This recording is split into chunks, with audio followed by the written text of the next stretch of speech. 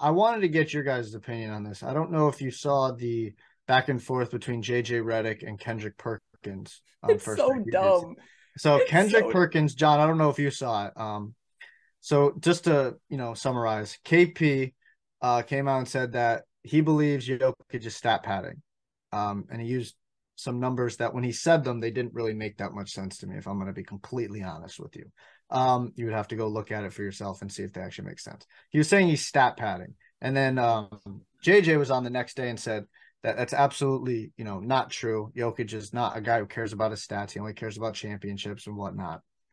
And then KP came on again the next day and said that JJ is lying to the public, that he knows that he's been in locker rooms with players and they know about their stats. They're aware of their stats. This is where I think that they're missing each other on the point. Nobody's saying that there aren't players out there that are aware of their stats. There are. You would be foolish not to think. Yeah, everyone. 98, 99%. Yes, I would agree. There are a few exceptions to the rule that probably don't care about that. And I think Jokic kind of would fall into that I mean, category. I was thinking of like players that are superstars. I think every single Yes. superstar cares about their numbers. I don't think there's a Yes. single superstar that don't care about their numbers. Sure. I think there's certain role players that know, just PJ Tuckers, the Mike Conleys that don't care about their numbers. They're just trying to help you win. But when you're the number one on that team, you care about your numbers. Yeah. Certain numbers. Like I don't think Brent, Kobe cared about his field goal percentage. Yeah, but Brent, I think he cared about how many points he put up. But the thing with Kobe is that he didn't care about his field goal percentage, but that's because he was taking 24 shots per game. Yes. If you're taking 24 shots per game, he's gonna hit 11 to 12 of them. So I'm like, if I'm shooting 45 to 50%, I don't really care. Yeah. Sure. Brent, go back and check. What were you gonna say, John? Huh? Go back to the KPJJ. Yeah. So I mean, I just wanted to get your opinion on that. So do you believe that Jokic is stat padding? Do you believe there's validity to that? I have a Jokic video coming out. No. Let's ask ourselves, what is stat padding?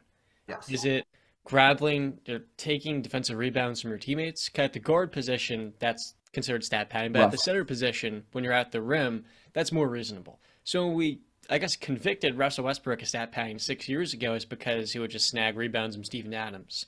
I don't really hyperextend, hyper-focus in that. With Jokic, all he has done his entire career is made his teammates better. You want a good example? Will Barton. Will Barton was just bought out by the Wizards. A year ago, he averaged 15 points per game.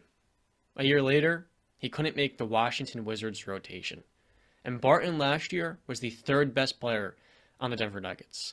You want another example? How about Aaron Gordon, who in the Eastern Conference is a former top 6 40% from three this season, or close. As a former top 6 pick, most Magic fans had grown tired of, right? He wasn't the franchise pillar they drafted him to become.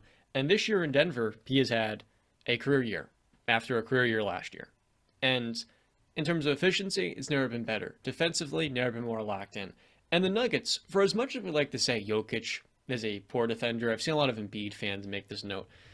The Nuggets are 11th in defensive rating. And since they missed the playoffs in, I believe, the year's 2018. 14th. 14th? Depends what site you're using, whether it's Clean on the Glass or Basketball Reference. Oh, I use NBA.com. NBA.com is another one. They varied the last 4 years from anywhere between 8th, 7th to 14th. They've always been above average regular season defense. And the clutch this year, games where it's within 5 points, with 5 minutes or less, they have the second best defensive rating in the NBA to only the Philadelphia 76ers and Joel Embiid. Brown, you know that one game, right? It was a Saturday ago, about a month, give or take. What the 76ers did in that game, and I think this is the best way to guard Jokic, it's quite frankly the only way we know of that's seen, proven to work, what the Warriors did last year.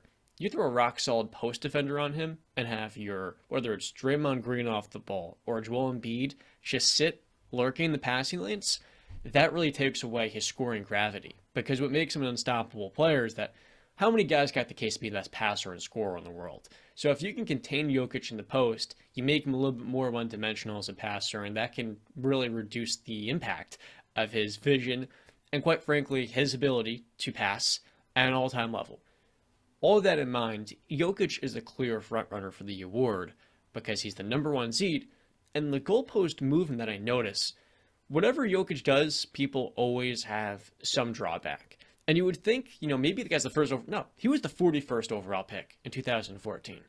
All he has done since is all those odds. Like, think about it this way. In the last 8 years, there's been one All-Star taking in the second round. Technically, there should be a second in Jalen Brunson. That one All-Star is now the soon-to-be 3-time league MVP, God willing. And yet you would think this guy's Ben Simmons with the way some people try to tear him down. I want to, because I love how the words you used, goalpost moving, because that was the next question I was going to ask you guys. Because I bring back to Kendrick Perkins again. He was talking about apparently flipping that, how the goalposts are being moved for other players. So this is where Kendrick Perkins kind of laid out his argument.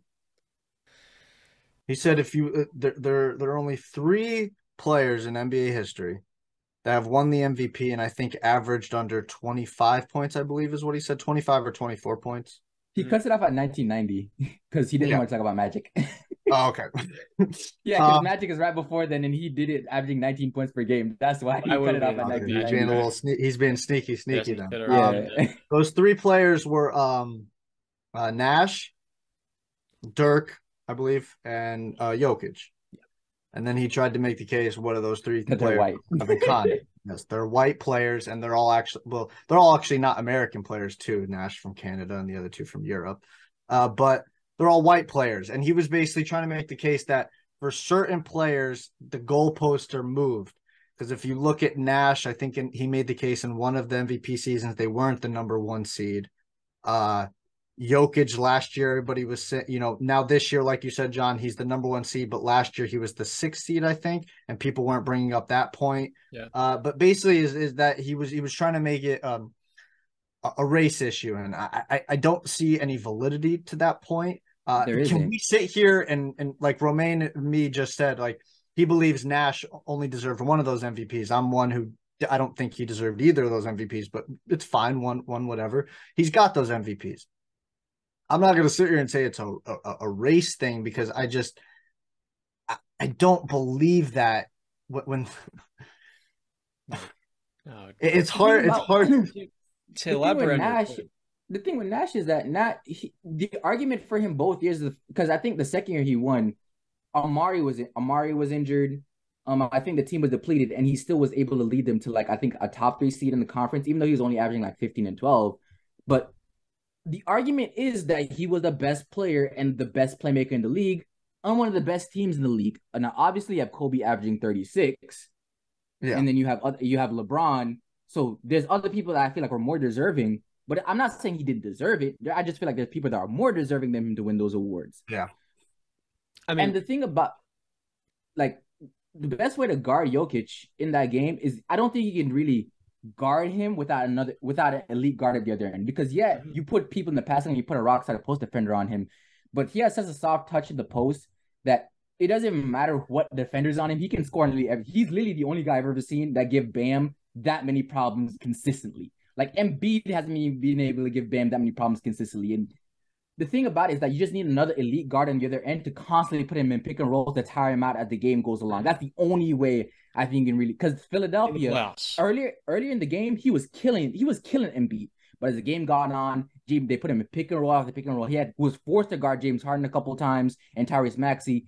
Got tired a little bit as the game went on, and then Embiid took it away as the game got on further. So unless you have another elite, the same way Golden State, Steph, Jordan Poole, put him in pick and rolls all the damn time, force him to work on the defensive end, and then you tire him out, and then you at least have a pretty good defender on the other end, like a Draymond, to make him work a little bit. Yeah. That's the only way you're going to at least contain him, because even though he still got 27, 9, and 7 against the 24, 9, and 7.